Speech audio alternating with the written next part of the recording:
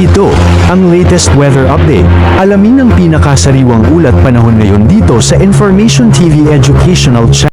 Narito mga ating latest satellite image kung saan may minomonitor pa rin tayong bagyo sa hilagang bahagi ng ating bansa. Ito ay si Typhoon Dolphin at kaninang alas 3 ng madaling araw, ito ay huling namataan sa layong 810 kilometers northeast ng extreme northern Luzon. Nagtataglay ng lakas na hangin to 155 kilometers per hour at bugso na abot sa 190 kilometers per hour, kumikilo sa direksyong southwest sa bilis na 15 kilometers per hour. Ito namang bagyong ito ay mababa yung tsansang mababa yung tsansang pumasok na ating Philippine Area of Responsibility at magkaroon ng direktang epekto sa kailanong parte na ating bansa.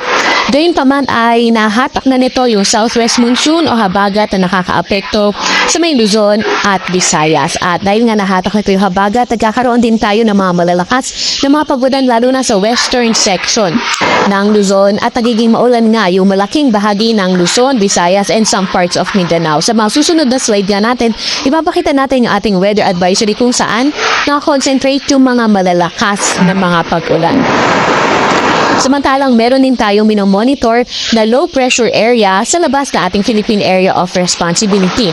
Itong low pressure area na ito ay may kataasan yung tsansa na maging isang ganap na bagyo in the next 24 hours.